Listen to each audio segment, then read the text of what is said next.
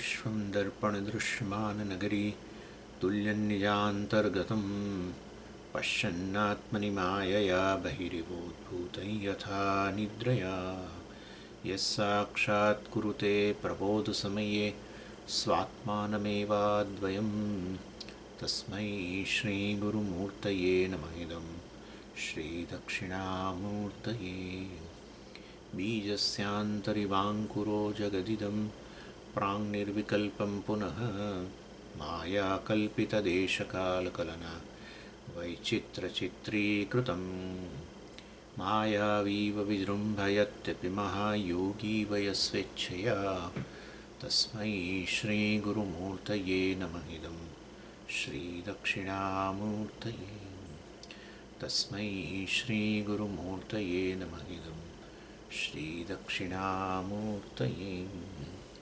ॐ सहना भवतु सहनौ भुनक्तु सह वीर्यङ्करवावहै तेजस्विनावधीतमस्तु मा विद्विषावहै।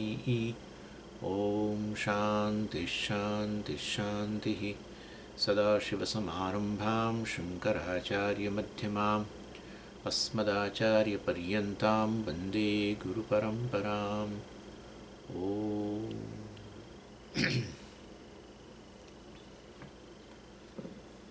57 અને સંબંધ ભાષ્યમાં સંબંધ ગદ્યમાં કહ્યું કીદૃક પુનર્વસ્તુ લક્ષ્યમ,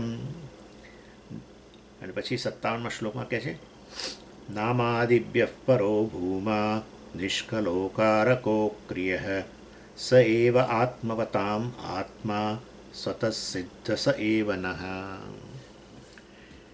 એટલે આત્મનાત્મ વિવેક જે છે સુરેશ્વરાચાર્યજી એની અંદર આ વિવેકમાં બતાવી રહ્યા છે કે આ અહંકાર જે છે એ પણ વાસ્તવની અંદર અનાત્મા છે, અને એ તો બહુ જાણીતું છે. કારણ કે આ જે અહંકાર કે વ્યક્તિપણું જે છે, અહમપણું વ્યક્તિપણું, એ ખાલી જાગ્રત અને સ્વપ્નમાં રહે છે. સુષુપ્તિમાં એ અહંકાર કે અહમપણું વ્યક્તિપણું એ ઓગળી જાય છે. એટલે એનો અર્થ એવો થયો કે આ ત્રણ અવસ્થાઓમાં એ અવર જવર કરે છે. બે અવસ્થાઓમાં આવે છે અને ત્રીજી અવસ્થામાં જતું રહે છે. અને મોક્ષ વગેરેની અંદર તો પછી એ વસ્તુ તદ્દન મિથ્યા જ થઈ જાય છે, કારણ કે હું અહંકાર નથી પણ આત્મા છું, સાક્ષી છું વગેરે. એટલે આ રીતે અહંકાર જે છે એ અનાત્મા છે, આત્મા એ સત્ય વસ્તુ છે, અહંકાર મિથ્યા છે. અને આ આવું કહ્યું ત્યારે પૂર્વ પક્ષીએ પછી એક પ્રશ્ન ઊભો કર્યો કે અહંકાર અનાત્મા હોય તો અહમ શબ્દ જે છે, જે અહંકારનો સામાન્ય રીતે નિર્દેશ કરતું હોય છે, એ અનાત્મા જ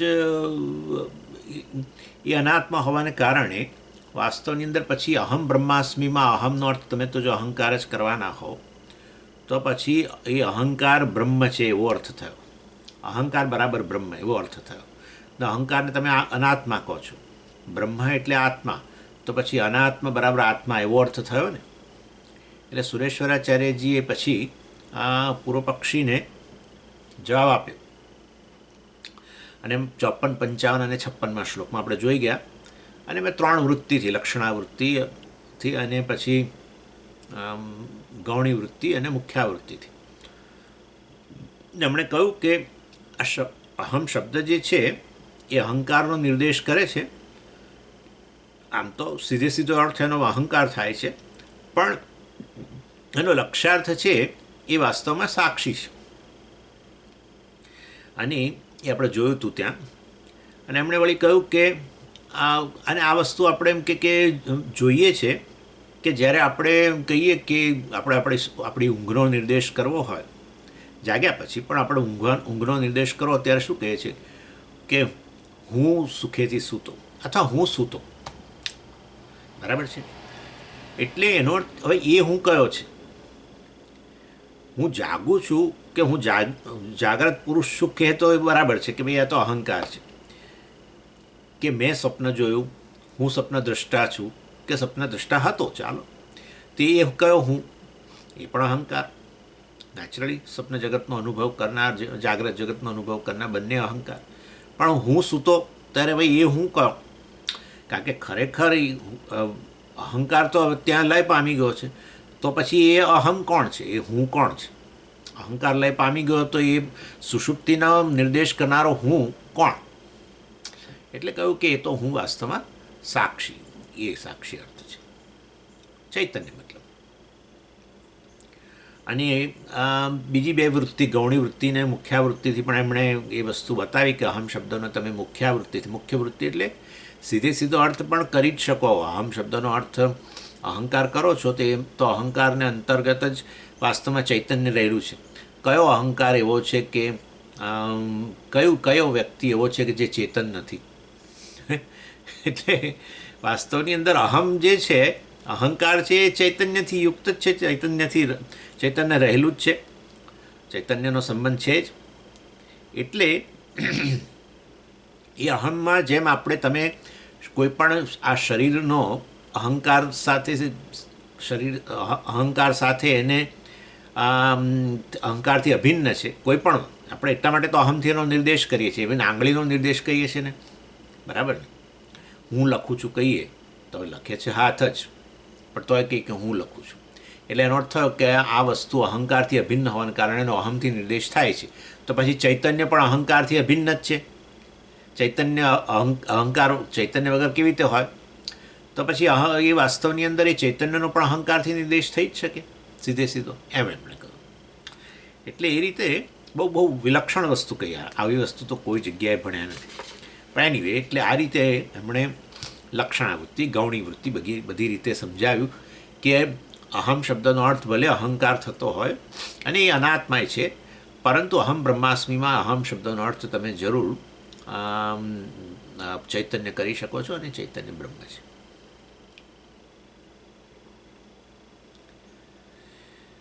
અને પછી આ 57મા શ્લોકમાં કહ્યું કીદૃક પુનઃ વસ્તુ લક્ષ્યમ. એટલે હવે અહમ બ્રહ્માસ્મિમાં આ રીતે કહ્યું કે અહમ શબ્દનો અર્થ તમે કરી શકો ચૈતન્યને, એટલે ચૈતન્ય કે બ્રહ્મ કે સાક્ષી બ્રહ્મ છે, તો બરાબર છે. પછી તો હવે એને પ્રશ્ન થયો કે આ બ્રહ્મ શું છે? કેવું કીદૃક પુનઃ વસ્તુ લક્ષ્યમ, આ જે લક્ષ્ય જે છે એટલે એ બ્રહ્મ જે છે એ શું વસ્તુ છે? કીદૃક વસ્તુ, એનો સ્વભાવ શું છે, એનું સ્વરૂપ શું છે? જે તમે આ અહમ શબ્દથી જેનો લક્ષણાવૃત્તિથી નિર્દેશ કરો છો કે બ્રહ્મ છે, એટલે બ્રહ્મ લક્ષ્ય બન્યું. અહમ શબ્દનો મુખ્યાર્થ ભલે આ રીતે તમે કરતા હતા અને મુખ્યાવૃત્તિથી કર્યું, પણ ચાલો અહમ શબ્દનો સામાન્ય રીતે અર્થ જે અહંકાર કરતા હતા એને ભલે હવે લક્ષ્યાર્થથી તમે અમને કહું કે અહમ તો બ્રહ્મ છે, જે અહમ બ્રહ્માસ્મિ દ્વારા સિદ્ધ થાય છે, તો બ્રહ્મ લક્ષ્ય થયું. તો કીદૃક વસ્તુ લક્ષ્યમ એટલે આ જે વસ્તુ એટલે અહીંયા આત્મા જે છે, જે તમે એનું સ્વરૂપ શું છે? કીદૃક એટલે એનું સ્વરૂપ શું છે, કેવા પ્રકારનું છે, અને છે એ શું લક્ષ્યમ એટલે બ્રહ્મનું સ્વરૂપ શું છે? એટલે પછી સુરેશ્વરાચાર્યજીએ 57મા શ્લોકમાં એ બ્રહ્મને ભૂમાના રૂપમાં બતાવ્યું. આપણે આજે જોયું હતું થોડું. નામાદિભ્ય પરોભૂમા નિષ્કલો કારકો ક્રિય સૈવ આત્મવતામ આત્મા સ્વતઃસિદ્ધ સ એવ નઃ. એટલે એની અંદર કહ્યું કે આ આત્મા જે છે એ તો ભૂમા છે, બ્રહ્મને બદલે ભૂમા, છાંદોગ્ય ઉપનિષદના આધારે. અને એમાં સનતકુમારે નારદજીને ઉપદેશ આપતા ભૂમાનો ઉપદેશ આપવા માટે, ભૂમા એટલે સૌથી મોટું, બ્રહ્મને એટલે સૌથી મોટું, અનંત, એવી રીતે ભૂમા પણ.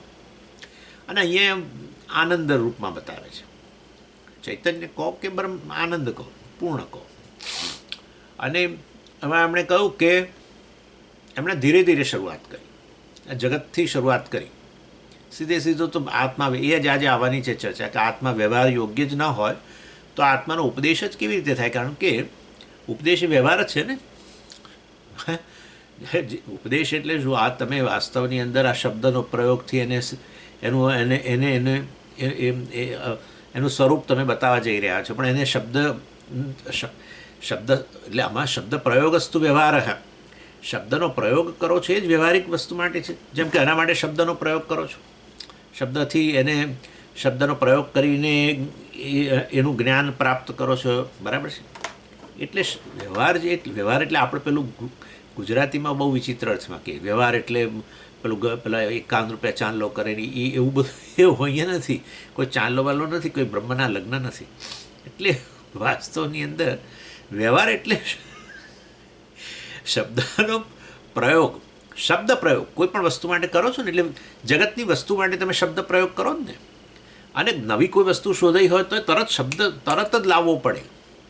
એટલે કહેવાય એ રીતે કહેવાય જગત વ્યવહાર યોગ્ય છે. તો હવે એ તો પછી જગત વ્યવહાર યોગ્ય હોય ને એવી રીતે બ્રહ્મ વ્યવહાર યોગ્ય હોય તો જગતને બ્રહ્મ વચ્ચે ભેદ જ ન રહ્યો. એટલે બ્રહ્મ તો અવ્યવહાર્યમ છે, માંડોક્યોપનિષદમાં કહ્યું. એટલે એ ચર્ચા આવવાની છે, બહુ વિલક્ષણ ચર્ચા છે એ પણ. એનીવે એટલે અહીંયા બતાવે છે, જગતથી શરૂઆત કરે છે. પહેલાં જગતને આમ દ્રષ્ટાદૃશ્યની રીતે શરૂઆત કરે, પણ અહીંયા તો કહે છે ના, નામ. કારણ કે ભૂમા એટલે સૌથી મોટું, તો સૌથી મોટું બતાવવા માટે જગતની વસ્તુમાંથી શરૂઆત કરે છે કે જો આ મોટું છે, પછી એનાથી આ મોટું છે, પછી તો એમાં પહેલું એમણે કહ્યું નામ. નામ કે છે અનંત છે. નામ અનંત છે એટલે વાસ્તવની અંદર નામ જ સર્વત્ર રહેલું છે એમ. પ્રત્યેક વસ્તુ નામથી જ એનો પરિચય થાય છે, અને માટે નામ અનંત છે. અને નામથી પછી મોટું શું તો કે વાણી, વાક. બરાબર. નામથી મોટું નામ જેના આશ્રિત છે વાણી એનાથી મોટી. જો નામ અનંત હોય તો વાણી એનાથી મોટી થઈ ગઈ, વાક. એટલે પછી વાકથી મોટું મન, કારણ કે વાક અહીંયા વાક કશું ઉચ્ચાર કરે નામનો, એ વાક પહેલાં ક્યાં રહેલી હોય છે? મનમાં. તો વાક જો અનંત હોય તો એનાથી મોટું શું બન્યું? મન. આ રીતે એનો નિર્દેશ કરે છે. કોણ? સનતકુમાર ઉપદેશ આપે છે. કોને? નારદજીને. ખબર તમને? તરત શોકમ આત્મવિદ કરીને કરેલો ને પ્રશ્ન. આત્માને જાણનારો શોકને તરી જાય છે, અર્થાત આત્મા આનંદ સ્વરૂપ છે માટે શોકને તરી જાય છે, શોકનો સાગરમાંથી બહાર આવી જાય છે, શોકમાંથી મુક્ત બની જાય છે. એમ કરીને કહ્યું તમારે આત્મજ્ઞાન જોઈએ, અને માટે પછી એક સનતકુમારે ઉપદેશ શરૂ કર્યો. અને પછી એ રીતે નામ ને વાક ને પછી મન ને પછી ચિત્ત ને વિજ્ઞાન ને આ રીતે એમ કરતાં 14 તબક્કાઓની અંદર આ શરૂ કર્યું. ને પછી 15મા તબક્કામાં એમણે કહ્યું કે જો આ બધા કરતાં સૌથી મોટું ભૂમા છે, જે શુદ્ધ ચૈતન્ય, કે એ ચૈતન્ય જ વાસ્તવમાં અનંત છે, એ જ આનંદ છે. અને પછી એમણે ધીમે રહીને કહ્યું યો વૈ ભૂમા તત્ સુખમ ન અલ્પે સુખમ અસ્તિ.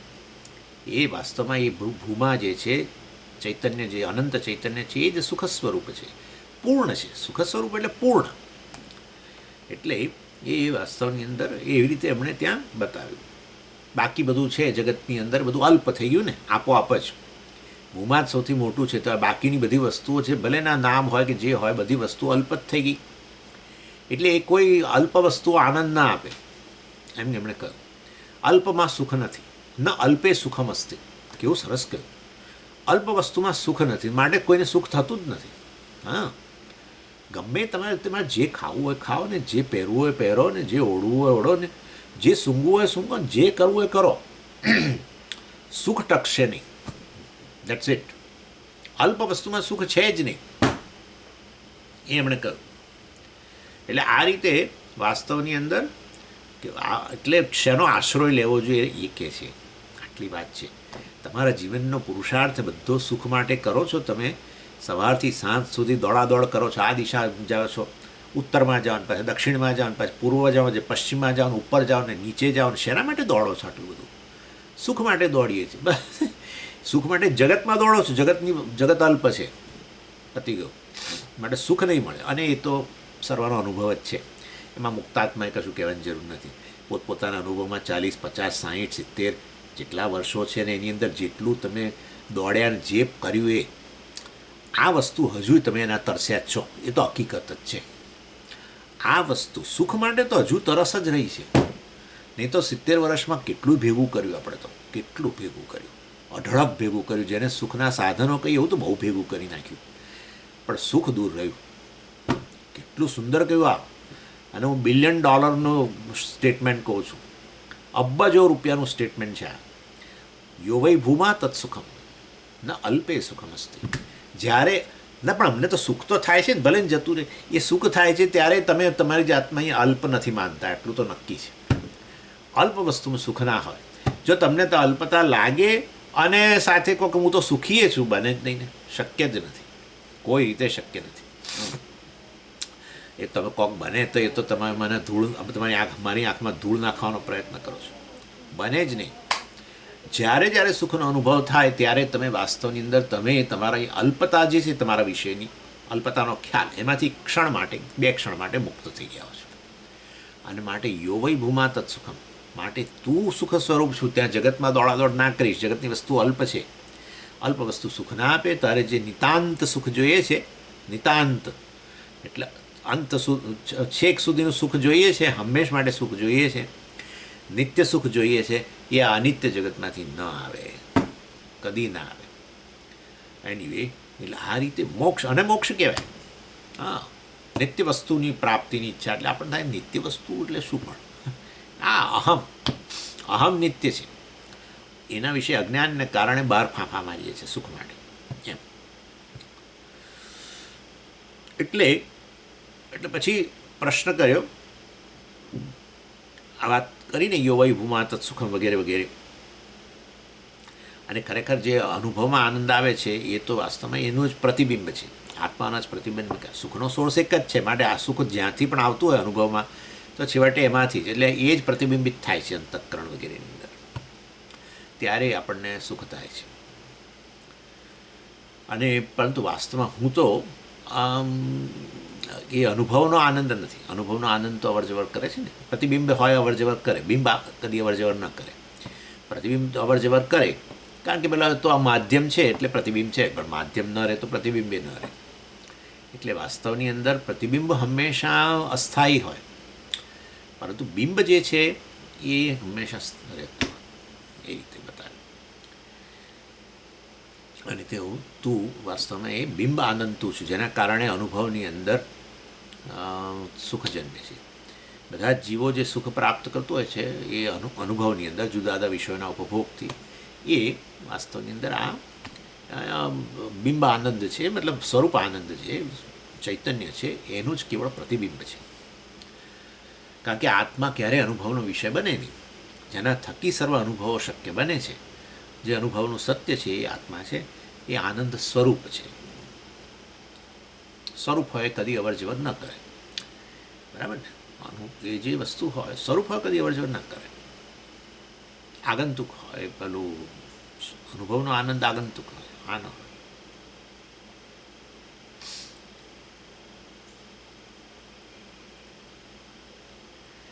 અને આ રીતે 57મા શ્લોકમાં એમણે બતાવ્યું કે આ બ્રહ્મ તન વિશે જે તે પ્રશ્ન કર્યો એ પૂર્વ પક્ષી, એ બ્રહ્મા ભૂમા છે, આનંદ સ્વરૂપ છે.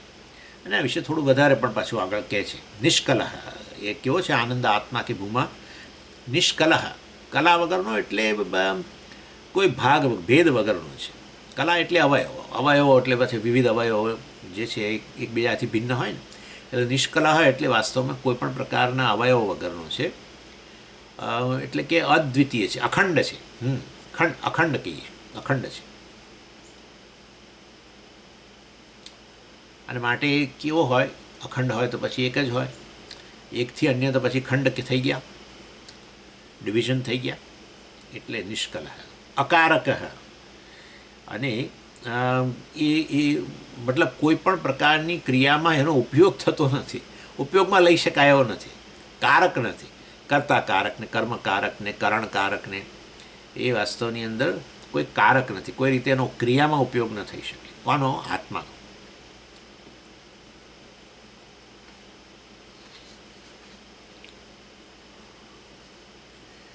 એટલે એ આનંદ આત્મા છે, એ સર્વ વ્યવહારથી પર થઈ ગયો. કારક હોય તો પછી વ્યવહારમાં આવે, કર્મ ક્રિયાની અંદર એનો ઉપયોગ થાય, મતલબ કે વ્યવહારમાં આવ્યો. 2 પ્રકારના વ્યવહાર છે ને, જ્ઞાન વ્યવહાર અને કર્મ વ્યવહાર. જ્ઞાન વ્યવહારમાં પેલા જ્ઞાતા, જ્ઞેય અને જ્ઞાન વૃત્તિ. કર્મ વ્યવહારની અંદર કર્તા અને ઓબ્જેક્ટ કર્મ અને સાધનો કરણ વગેરે. અક્રિય એટલે વાસ્તવમાં એ કોઈ ક્રિયા વગરથી રહિત છે, કારક પણ નથી ને ક્રિયા પણ નથી. સહ એવ એ આનંદ આત્મા, આત્મવતામ આત્મા, એ આત્મા જે છે, ચૈતન્ય જે છે, ભૂમા જે છે, એ તો આત્મવતામ આત્મા, આત્માઓનો પણ આત્મા છે. અર્થાત આ બધા જીવો જે છે, બધા ચેતન પ્રાણીઓ વગેરે છે, ચેતન જીવો એટલે ચેતન જીવો એટલે જીવો, જીવ જે છે બધા લિવિંગ બિંગ્સ, એનો આત્મા છે, એનો એસેન્સ છે.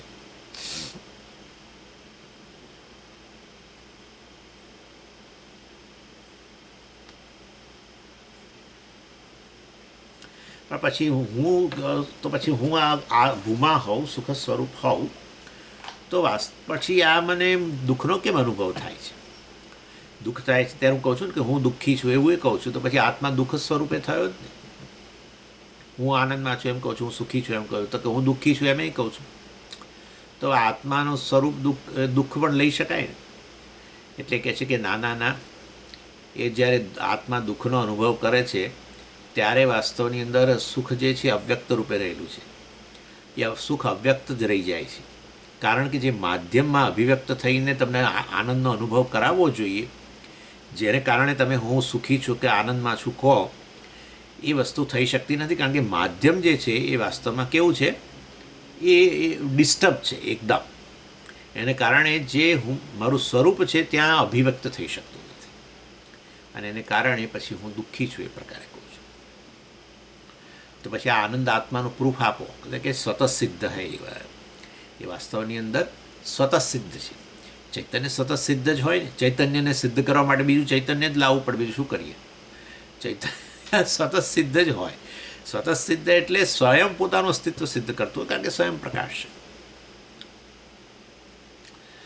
એટલે એ જ વાસ્તવમાં ચૈતન્ય ચિત્ત છે, એની જ આનંદ છે. અને એના માટે તમારે સેપરેટ કોઈ પ્રૂફ લાવવું ન પડે. પ્રૂફ જે છે, પ્રૂફ શેના માટે જોઈએ? કે જે વસ્તુનું અસ્તિત્વ સ્વતઃસિદ્ધ ન હોય એને માટે પ્રૂફ જોઈએ. જેનું સ્વતઃસિદ્ધ સ્વરૂપ હોય એને માટે કોઈ પ્રૂફ ના જોઈએ.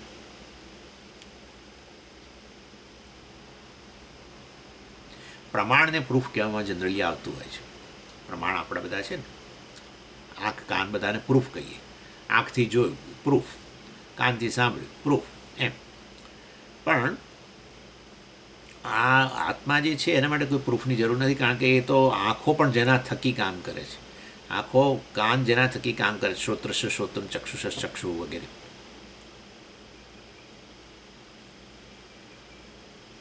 અને એટલે કઠોપનિષદની અંદર નચિકેતાએ પ્રશ્ન કરેલો કે એ ચૈતન્ય જે છે તમે કહો છો એ તો આનંદ સ્વરૂપ છે, અનુભવનો આનંદ નહીં, તો એને કેવી રીતે જાણવો? એનો અનુભવ કેવી રીતે થાય? અનુભવમાં આનંદ આવે છે તો વૃત્તિ વગેરે છે, સુખાકાર વૃત્તિ, એ તો અનુભવ થાય છે એટલે બરાબર છે, હું સુખી તરત કહી શકું છું. પણ તમે કહો છો કે એ તો ખરેખર એ આત્માનું જ પ્રતિબિંબ છે, પણ આત્મા સુખ સ્વરૂપ છે એનું મને કેવી રીતે અનુભવ થાય? આવો પ્રશ્ન કરે છે. સુખનો અનુભવ મનમાં જે થાય છે એ તમે કહો એ તો પ્રતિબિંબ છે, મૂળ આત્મા તો આનંદ સ્વરૂપ છે, માટે એનું જ પ્રતિબિંબ પડે છે ને બધું. પણ મારું તો એ કહેવું છે કે આત્મા જે છે આનંદ સ્વરૂપ છે, એનું મને કેવી રીતે અનુભવ થાય? એનું કેવી રીતે જાણું કે આત્મા આનંદ સ્વરૂપ છે? આવો પ્રશ્ન કર્યો. તદેતત ઇતિ મન્યતે અનિર્દેશમ પરમમ સુખમ કથમનું તત્ વિજાનીયામ કિમુ ભાતિ વિભાતિ વા. કઠોપનિષદની અંદર દ્વિતીય અધ્યાયની અંદર દ્વિતીય વલ્લીમાં 14મો મંત્ર 2 to 14. અને ત્યાં પછી યમધર્મરાજાએ કહ્યું, ન તત્ર સૂર્યો ભાતિ ન ચંદ્ર તારકમ નેમા વિદ્યુતો ભાંતિ કુતોયમ અગ્નિ તમેવ ભાંતમ અનુભાતિ સર્વમ.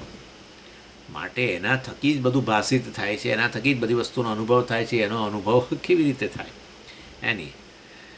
એટલે એ વાસ્તવમાં અનુભવનો વિષય જ નથી.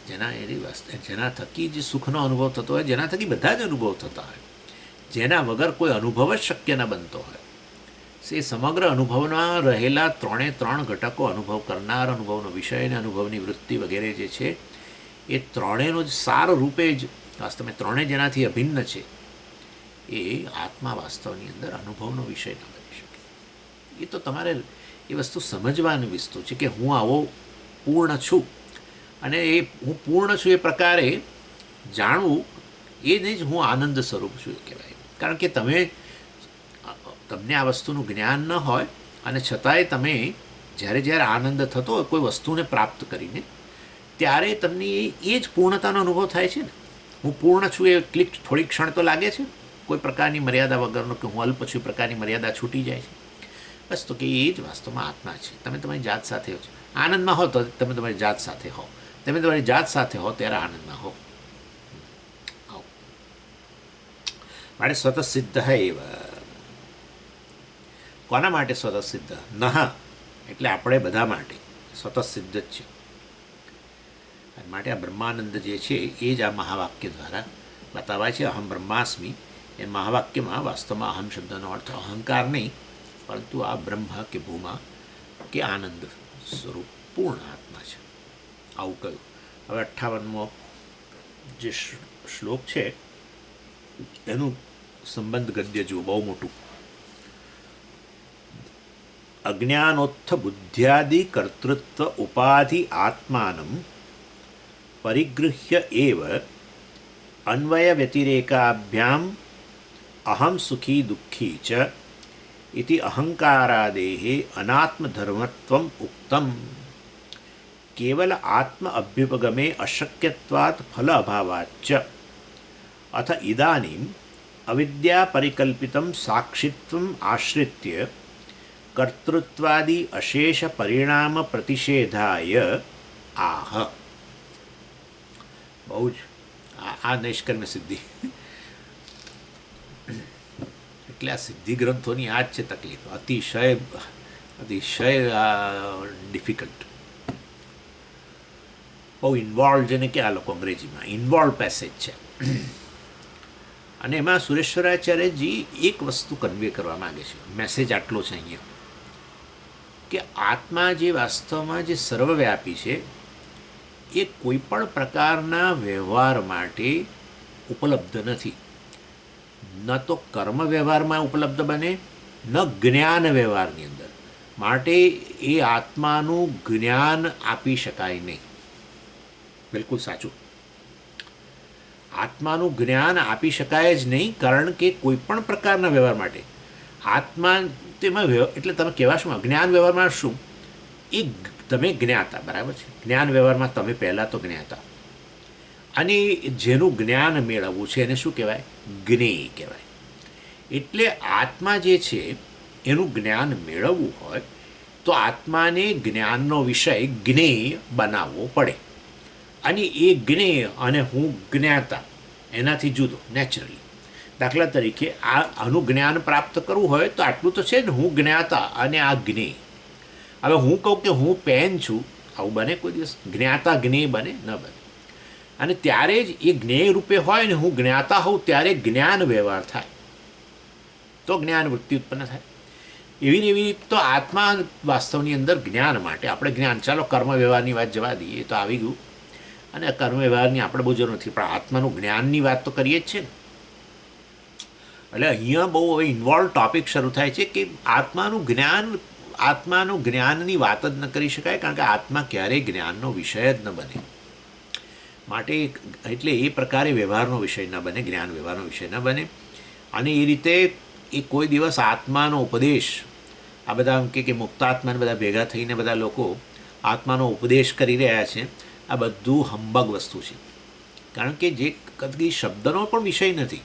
કોઈ પણ શબ્દ તમે જે બોલો છો એ શબ્દનો અર્થ બ્રહ્મ નથી, ખરેખર નથી.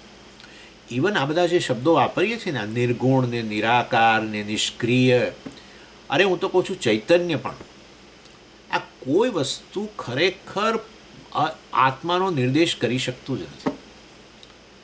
આ તો કોઈ કશાકથી વિલક્ષણ બતાવવા માટે બધા શબ્દો વાપરીએ છીએ. જે જગત જે છે કે આ દેહ મન બુદ્ધિ વગેરે છે એ બધા સગુણ છે, ગુણો, અનેક ગુણોવાળા છે. આમે સગુણ છે તો તમો ગુણનું બનેલું છે, ને પેલું સૂક્ષ્મ શરીરમાં રજોગુણ, ને પેલું સત્વગુણ, ને ફલાણું ઢીકણું, એ ગુણોવાળું બનેલું આ સૂક્ષ્મ સ્થૂળ વગેરે. અને ઇવન કારણ શરીરે મલિન સત્વવાળું, કારણ શરીરે મલિન સત્વ, છેવટે તો ગુણ જ છે ને. એટલે આ બધું ગુણોથી બનેલાથી વિલક્ષણ છે એ બતાવવા માટે નિર્ગુણ શબ્દ છે. આ દેહ મન બુદ્ધિ વગેરે બધું ક્રિયાશીલ છે, એની પાછળ પેલો અહંકાર છે, અંતઃકરણ, એ પણ કરતા છે, એ બધાથી વિલક્ષણ બતાવવા માટે નિષ્ક્રિય શબ્દ છે. આ બધું જુદા જુદા અવયવવાળું છે. સૂક્ષ્મ શરીરના કેટલા બધા અવયવો છે, 17 અવયવો છે. અંતઃકરણ ને પ્રાણ ને પંચ જ્ઞાનેન્દ્રિયોના અંતેના. સ્થૂળ શરીરમાં કેટલા બધા અવયવો છે, હૃદય છે ને લીવર છે ને ફલાણું છે ને. એટલે આ બધા અવયવ, આ બધા સૂક્ષ્મ સ્થૂળ શરીર જે અવયવવાળું છે એનાથી વિલક્ષણ બતાવવા માટે નિષ્કલ શબ્દ છે, નિરવયવ શબ્દ છે. અને આ શરીર, મન, બુદ્ધિ વગેરે બધું જડ છે. એ જડથી વિલક્ષણ બતાવવા માટે ચૈતન્ય શબ્દ છે. એટલે આ રીતે વાસ્તવની અંદર કોઈ રીતે આ આત્માને વ્યવહાર શબ્દ, આપણે બ્રહ્મ શબ્દ વાપરીએ છીએ. લો સમજીએ, બ્રહ્મ શબ્દ. અરે બ્રહ્મ શબ્દ પણ વાસ્તવની અંદર આ શું મોટું પણ શેના સંદર્ભમાં મોટું કહો છો? એટલે કે ભાઈ આ જગત જે છે એ જગતના જે આપણા શરીર, મન, બુદ્ધિ સહિતનું સમગ્ર જગત જે છે એ વાસ્તવની અંદર એનાથી વિલક્ષણ બતાવવા માટે બ્રહ્મ, જે એને પણ વ્યાપીને રહેલું છે, એના માટે આ બ્રહ્મ શબ્દ છે. એટલે કોઈ પણ શબ્દ વાસ્તવની અંદર ખરેખર આત્માનો નિર્દેશ કરી શકતું નથી, એમ કે છે. અને માટે એટલે આ રીતે ઉપદેશ પણ એ વ્યવહાર જ છે ને, જ્ઞાન પ્રદાન કરી રહ્યા છે. એ વ્યવહાર, એ વ્યવહારને માટે ઉપલબ્ધ નથી. એટલા માટે જ કહ્યું, યતો વાચો નિવર્તન્તે અપ્રાપ્ય મનસા સહ. અંતઃકરણથી એનું વિષયકરણ નથી થઈ શકતું, એને જ્ઞાનનો વિષય નથી બનાવી શકાતું. અને વાણીથી પણ એને જ્ઞાનનો વિષય નથી બનાવી શકતું, શબ્દોથી મતલબ. અને માટે એ બધા લોકો વાણી અને મન એનો નિર્દેશ એને પ્રકાશિત કર્યા વગર, એનું જ્ઞાન કરાયા વગર જ પાછા ફરે છે. પતક બધા પાછા આવી જાય છે, એવું કહે છે. એટલે આ રીતે આ આત્માની એવા આ ટૉપિક છે અહીંયા, કે આત્માનો ઉપદેશ જ કેવી રીતે થાય? શક્ય જ નથી. માટે અને કહે છે, જુઓ માંડુક્યમાં એટલે જ કહ્યું. એટલે આચાર્ય કહેવા માગે છે કે શ્રુતિ જ કહે છે અવ્યવહાર્યમ. કોઈ વ્યવહાર માટે ઉપલબ્ધ, અવ્યવહાર્યમ એટલે વ્યવહાર યોગ્ય નથી એમ. જ્ઞાન વ્યવહાર યોગ્ય નથી, જ્ઞાનનો વિષય જ નથી. અને માટે કમ્યુનિકેશન પણ ન થઈ શકે. એટલે પછી આપણે કહીએ છીએ કે વાત તમારી સાચી જ છે. એટલે એને આત્માને વ્યવહારમાં લાવવા માટે નથી જ, વ્યવહારમાં લાવવા માટે જ આપણે એની અંદર એક ઉપાધિનો ઉમેરો કરી દઈએ છીએ. ઉપાધિનો ઉમેરો કરીને પછી આપણે એને વ્યવહાર યોગ્ય બનાવીએ છીએ. ઉપાધિ વ્યવહાર યોગ્ય છે, તો એ વાસ્તવમાં એને વ્યવહાર યોગ્ય બનાવવા માટે ઉપાધિ સાથે જોડી દઈએ છીએ. એટલે કઈ ઉપાધિ? પહેલાં પહેલી તો આપણે બુદ્ધિ જ લાવવું પડે, ત્યાં જ અભિવ્યક્ત થાય છે. અને અભિવ્યક્ત થાય છે એટલે પછી ત્યાં જાણે કે એનાથી મર્યાદિત, એન્ક્લોઝડ. જેમ કે તમે જુઓ, આ આકાશ છે, આવડું મોટું આકાશ. એ આકાશ શું વ્યવહાર યોગ્ય છે? કશું નથી. આકાશ વ્યવહાર યોગ્ય નથી. પણ એ આકાશને જ્યારે એક ઉપાધિ, ઘડો, એની અંદર રહેલું એ રીતે વિચારીએ છીએ, ત્યારે પછી એનો ઉપયોગ આવી જાય છે. જ્યારે તમે ઘડામાં પાણી ભરો છો ત્યારે ડેફિનેટલી તમે ઘટાકાશની અંદર પાણી ભરો છો, તો નિશ્ચિત જ છે. આપણે ભલે કહીએ ઘડામાં પાણી ભરીએ છીએ, પણ ઘડામાં તમે કોઈ દિવસ દિવાલોમાં પાણી નથી ભરતા ઇન્જેક્શનથી. ઘડાની અંદર જે અવકાશ છે, એવી રીતે ગૃહાકાશમાં રહીએ છીએ, ઘરમાં રહીએ છીએ કે ત્યારે ઘરમાં રહેલા અવકાશમાં આપણે રહીએ છીએ. ત્યાં બધા ફર્નિચર, ખુરશીઓ, આ તે ટેબલો, પલંગો બધું મૂકીને એ રીતે. ઇન શોર્ટ કહેવાનો આશય છે, આકાશ જે છે, સીધે સીધું જે આકાશ, આવડું અનંત આકાશ છે, એ વ્યવહાર માટે, ઉપયોગ માટે આવી નથી શકતું. એને આ રીતે એન્ક્લોઝ કરીએ ત્યારે એવી ને એવી રીતે આ આત્મા જે છે વ્યવહાર યોગ્ય નથી. પણ એ આત્મા આ તે બુદ્ધિની અંદર અભિવ્યક્ત બન્યો, બુદ્ધિ જેટલો જાણે. અને એ બુદ્ધિ ઉપહિત આત્મા, અંતઃકરણ ઉપહિત આત્મા, એ વાસ્તવની અંદર વ્યવહાર યોગ્ય બને છે. એટલે એ રીતે થોડું કોમ્પ્રોમાઇઝ કરતા હોય છે. કોણ? આચાર્યો કોમ્પ્રોમાઇઝ કરી અને કહે છે આત્માને આ રીતે બુદ્ધિની અંદર રહેલો, અંતઃકરણમાં રહેલો, અંતઃકરણ ઉપહિત, કારણ કે પેલી ઉપાધિ છે ને અંતઃકરણ, એટલે આત્માને શું કહેવાય? ઉપહિત કહેવાય. અંતઃકરણ ઉપહિત ચૈતન્ય, અંતઃકરણ ઉપહિત ચૈતન્ય જે છે એ રીતે શરૂઆત કરીને ઉપદેશ આપે છે. એટલે આચાર્યોના મનમાં ખરેખર એ અંતઃકરણ ઉપહિત છે જ નહીં, કોઈ બધી સર્વ ઉપાધિઓથી વર્જિત છે, અને એ છતાં પણ આ રીતે એનો નિર્દેશ કરે છે.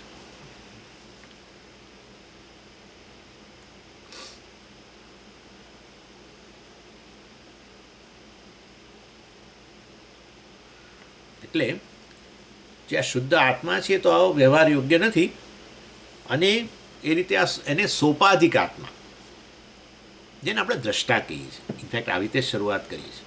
દાખલા તરીકે મારે તમને સમજાવવું હોય કે હું બ્રહ્મ છું, બરાબર, તો શું કેવી રીતે કહું છું, કેવી રીતે સમજાવું? લો, હું સૌથી મોટો છું, એ શું પણ?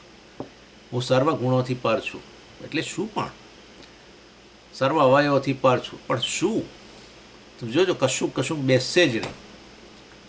એટલે પછી શરૂઆત કરીએ. જુઓ, બે વસ્તુઓ છે. હવે આ બે વસ્તુ એક અદ્વિતીય આત્મા, પૂર્ણ આત્માની જગ્યાએ બેથી શરૂઆત કરી, એટલે કોમ્પ્રોમાઇઝ થઈ ગયું ને. એમાં કહ્યું કે આ બધું દૃશ્ય, જગત દૃશ્ય છે, હું દ્રષ્ટા છું. આવ્યું, અલા ભાઈ, હું ક્યાં દ્રષ્ટા છું? કેમ પણ હું દ્રષ્ટા જ છું ને. અરે, બ્રહ્મની વાત છે. બ્રહ્મ તો પૂર્ણ છે, જેમાં દ્રષ્ટા દ્રશ્યનું પણ ડિવિઝન નથી. તમે કહો આ દ્રશ્ય ને હું દ્રષ્ટા, મતલબ કે આ દ્રશ્યથી હું ભિન્ન થઈ ગયો. હવે દ્રષ્ટા તમને કહો અનંત ચૈતન્ય છે કે એક મર્યાદિત? એટલે એ અંતઃકરણ ઉપહિત ચૈતન્ય, અંતઃકરણમાં જાણે કે એન્ક્લોઝ થયેલું, ઘેરાયેલું અંતઃકરણ જેટલું, જેવી રીતે પેલા ઘડાની અંદર ઘેરાયેલું આકાશ, ખરેખર આકાશ અનંત, પણ ઘડામાં ઘેરાયેલું આકાશ, ત્યારે ઘટાકાશનો ઉપયોગ કરી શકીએ છીએ પાણી ભરવા વગેરે, કે ગૃહાકાશમાં રહેવા માટે વગેરે. એવી રીતે વ્યવહાર યોગ્ય બનાવવા માટે આપણે આત્માને આ રીતે અંતઃકરણમાં ઘેરાયેલો માનીએ, અને ત્યારે હું દ્રષ્ટા અને આ જગત બધું દૃશ્ય. કોમ્પ્રોમાઇઝ થઈ ગયું ને, અને કહેવાય કોમ્પ્રોમાઇઝ. આત્મા જે ખરેખર એક દ્રષ્ટા દૃશ્યથી ભિન્ન એવો છે જ નહીં, એ તો પૂર્ણ છે, છતાં પણ અને અદ્વિતીય છે, એમાં આ રીતને ભાગ પાડી દીધા. હું દ્રષ્ટા, આત્મા દ્રષ્ટા, હું એટલે આત્મા દ્રષ્ટા.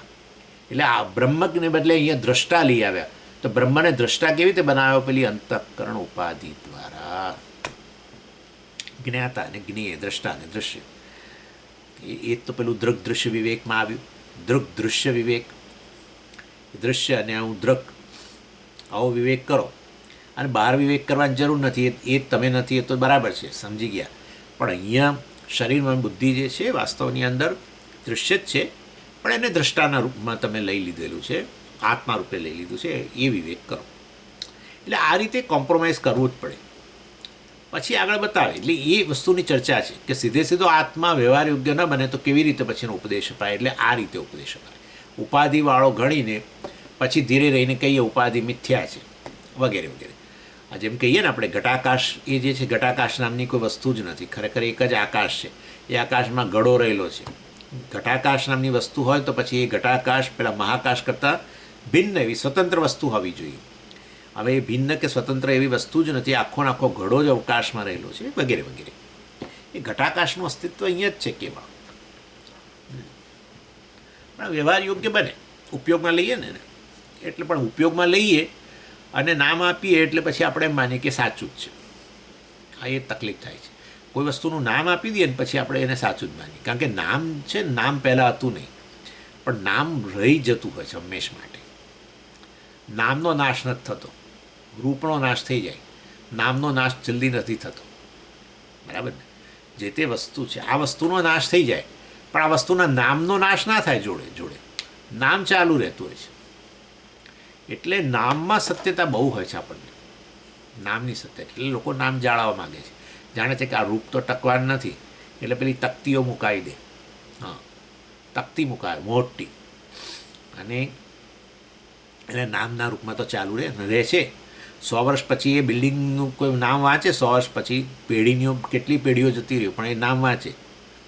હા, એટલે પેલા વીરજી મૂળજી જે હોય છે, એટલે નામ નામ પેલું ચાલુ રહી જાય છે ને, રૂપ નાશ પામે પણ નામ ચાલુ રહેતું હોવાને કારણે આપણે એને સત્ય માનીએ છીએ. એટલે નામ બંધનનું કારણ બને અને નામ જ મુક્તિનું કારણ બને. હે કોણ તારે છે? તો કે રામ નામ તારે છે. એમ કે રામ નામ તારે છે. રામ તારતા નથી. હવે રામનું તો કેવું સ્વરૂપ હતું, કેવું રૂપ હતું, આપણને ક્યાં ખબર છે ને. આપણે ગમે એટલું મથીએ તો આપણી સામે આવવાનું નથી, અને આવીને જતું રહ્યું તીર્થ આવી, પણ નામ રહી ગયું ને, એ નામ તારે છે લોકોને. એટલે નામ બંધનમાં નાખે ને નામ જ તારે, આવું છે. ચાલો, એ પંચદશીમ ચર્ચા આવશે આવતા બુધવારે હોપફુલી. એટલે આત્મા જે છે અવ્યવહાર્ય છે, પરંતુ આ રીતે દ્રષ્ટા એ વ્યવહાર બરાબર છે. દ્રષ્ટા, હું દ્રષ્ટા, અને પેલું દ્રશ્ય જ્ઞાન વ્યવહાર શરૂ થયો. હા, આત્માને આ રીતે ઉપાધિ, મિથ્યા ઉપાધિ માટે દ્રષ્ટા મિથ્યા બની ગયો ને આપોઆપ જ. પણ એનીવે, એટલે આ રીતે કોમ્પ્રોમાઇઝ કરીને એને વ્યવહાર યોગ્ય બનાવીએ છીએ એમ કે છે. અને એ વસ્તુ તમે જુઓ તો 13મા અધ્યાય, જ્યાં આ રીતે ક્ષેત્ર ક્ષેત્રજ્ઞ વિભાગ, આત્મ અનાત્મ વિવેક, દ્રષ્ટા દૃશ્ય વિવેક, એ 13મા અધ્યાયની અંદર એ 23મા શ્લોકની અંદર કહ્યું, ઉપદ્રષ્ટાનુમંતા છે ભર્તા ભોક્તા મહેશ્વર એક્સેટ્રા એક્સેટ્રા પરમાત્મેથી ચાપી ઉક્ત એક્સેટ્રા. એટલે આ બધા નામ, ઉપદ્રષ્ટા, અનુમંતા, કરતા, ભોગતા, ફલાણા ઢીકણા બધું. તો અકર્તા છે, અભોગતા છે. હવે જુઓ તમે, આત્મા અકર્તા છે એવું કે એ વસ્તુ પણ ખોટી છે. આત્મા માટે ખરેખર તમે સાચું કહું, આત્માનું જ્ઞાન એટલે સાયલન્સ. સાયલન્સ, કોઈ શબ્દ જ ન ઉચ્ચારી શકાય એના માટે. અકર્તા કેમ કહ્યું? કારણ કે આત્માને કર્તા માન્યો છે, માટે એ બ્રહ્મમાંથી છોડાવવા માટે આત્માને અકર્તા એમ કરીને કહેવું પડે છે. આત્માને ભોગતા માન્યો જ છે, અને માટે એ ભોક્તૃત્વથી પર છે એવું બતાવવા માટે, વિલક્ષણ છે બતાવવા માટે આત્મા અભોગતા એવો શબ્દ વાપરવો પડ્યો. એવું છે આ બધું. એટલે ઇન શોર્ટ, સાયલન્સ એટલે જ કહ્યું પેલું મૌન વ્યાખ્યા પ્રકટિત પર બ્રહ્મતત્વ યુવાન મૌન વ્યાખ્યા, સાયલન્સ. તો તમે શું કરો? આમને ઉપદેશ આપો છો તમે? બસ આ ઝૂમમાં જોડાઈને સીધા સાયલન્ટ થઈ જાઓ. ના, હું બોલીને સાયલન્ટ થઈશ. હા, કેમ? તમને બતાવવું જ પડશે ને મારે કે આત્મા સાયલન્સ છે. એ બતાવવા માટે મારે પહેલાં બોલવું પડશે, અને પછી સાયલન્સ થઈ જવાનું, અને તમારે સાયલન્ટ રહેવાનું. ઓકે, આટલું. પછી તમારે બીજાને કે પાછું કહી અને પછી સાયલન્ટ થઈ જવાનું. આવું છે આ ટ્રેડિશન, સંપ્રદાય આવો છે. ચાલો, એનીવે, એટલે સાયલન્સ એટલે એનો અર્થ આ પ્રકારે કે કોઈ શબ્દનો એ સીધો અર્થ જ નથી, માટે વ્યવહાર યોગ્ય નથી, એ રીતે બતાવવા માટે.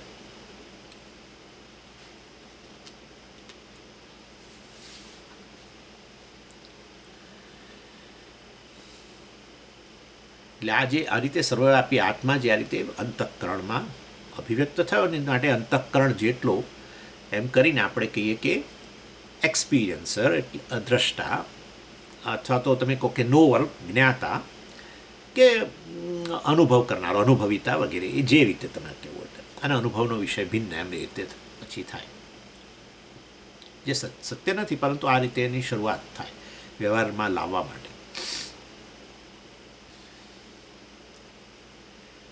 એટલે ટીચર આ રીતે શરૂઆત કરે કે તમે આત્મા છો, જે વાસ્તવની અંદર દ્રષ્ટા છો, અને બાકીનું અન્ય વસ્તુ, દેહ, મન, બુદ્ધિ, પ્રાણ, ઇન્દ્રિયો, અને તમારી અંતઃકરણની વિવિધ લાગણીઓ છે કે સ્મૃતિ છે, આ તે બધી વસ્તુઓ, કે વિવિધ પ્રકારની કલ્પનાઓ મનમાં થતી હોય, આ બધી વસ્તુઓ દૃશ્ય છે.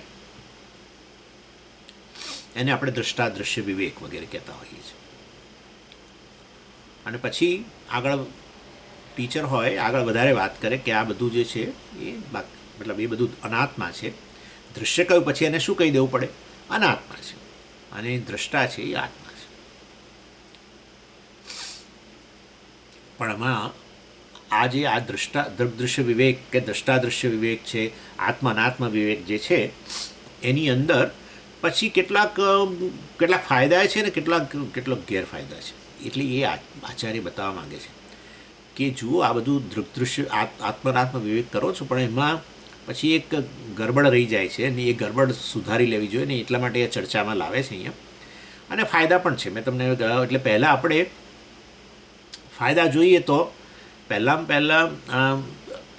આ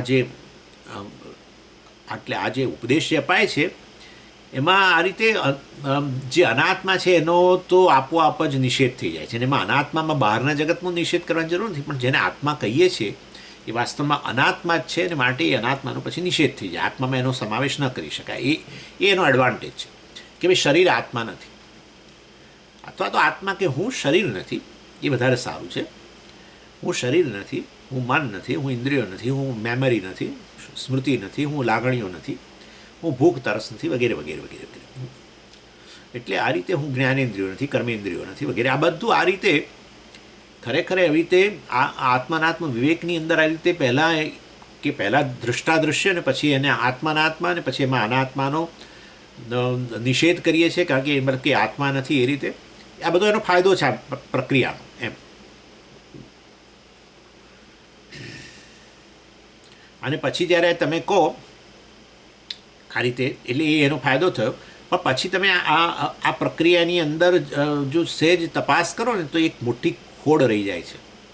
અને તમે જ્યારે દ્રષ્ટા કહો કે અનુભવ કરનારા કહો કે તમે એને તમારી જાતને જ્ઞાતા કહો અને બાકી બધું જ્ઞેય કહો, અનાત્મા, તો આ દ્રષ્ટા કે જ્ઞાતા કે અનુભવિતા, અનુભવ કરનારો એ જાણે કે ક્રિયા કરે છે. દ્રષ્ટા શાની ક્રિયા કરે છે? તો કે દર્શનની ક્રિયા કરે છે, અદૃશ્ય જગતને જોવાની ક્રિયા કરે છે એવું લાગે. જ્ઞાતા કહો તો એ આ પણ એ જાણવાની ક્રિયા કરે છે. અનુભવિતા કહો તો કે એ બધાનો અનુભવ કરે છે, શરીરનો અનુભવ કરે છે, મનનો અનુભવ કરે છે, સ્મૃતિનો અનુભવ કરે છે, ભૂખનો અનુભવ કરે છે, તરસનો અનુભવ કરે છે, જગતનો અનુભવ કરે છે. એટલે આમ કરીને એ દ્રશ્ય પ્રક્રિયા, આત્માનાત્મ પ્રક્રિયા, દ્રષ્ટાદૃશ્ય પ્રક્રિયા જે છે એમાં દ્રષ્ટા આવો ક્રિયાવાળો તમને જણાય છે. અને એ મોટી ખોડ છે ખરેખર. આત્મામાં પછી એવા ક્રિયા હોય તો પછી એવા નિષ્ક્રિય બોલવાનો અર્થ જ નથી એને. પરંતુ જ્યારે દ્રષ્ટા કહો ત્યારે આપોઆપ જ આ વસ્તુ આવી જાય છે કે એ જોવાની ક્રિયા કરે છે એમ. અથવા અનુભવિતા કહો તો અનુભવ કરી રહ્યો છે એમ કહો. અનુભવનો વિષય છે એનો અનુભવ કરે છે. અને પછી આવી રીતે ક્રિયા આવી ગઈ, એક્શન આવી ગયું, તો પછી વિકાર આવે. જ્યાં પણ ક્રિયા છે ને ત્યાં વિકાર આવે. એક સિમ્પલ વિકાર આટલો છે કે જો કર્મ હોય તો એ કર્મનો અંત આવે. દાખલા તરીકે સમજો કે અત્યારે હું આ બોલવાની ક્રિયા કરું છું, બરાબર છે?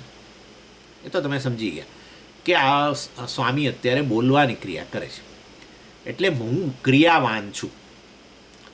તો વિકાર કયો કે આ થોડીક જ મિનિટ પછી હવે બોલવાનું બંધ થઈ જશે. જો કર્મ હોય જે તેના પક્ષે તો એની શરૂઆત થાયલી હોય અને એનો અંત પણ આવે. આટલું તો નક્કી જ ને. તો એટલે માટે જો દ્રષ્ટા હોય, આત્મા દ્રષ્ટા હોય, તે અત્યારે જોવાની ક્રિયા કરી હોય તો ક્યારેક એણે શરૂ કરી હશે અને ક્યારેક એનો અંત આવશે. ચાલો, ક્યારે શરૂ કરી એની આપણને ચિંતા નથી, પરંતુ ક્યારેક તો અંત આવશે. કર્મ જે છે એના પક્ષે આ કર્મ રહેલું છે, જોવાનું, અનુભવ કરવાનું, જાણવાનું, દ્રષ્ટા, જ્ઞાતા કે અનુભવિતા કહીને, તો પછી વાસ્તવની અંદર એનો અંત આવશે. તો એનો અર્થ એવો થયો કે આત્મા વિકારી છે, આત્મા ક્રિયાવાન છે.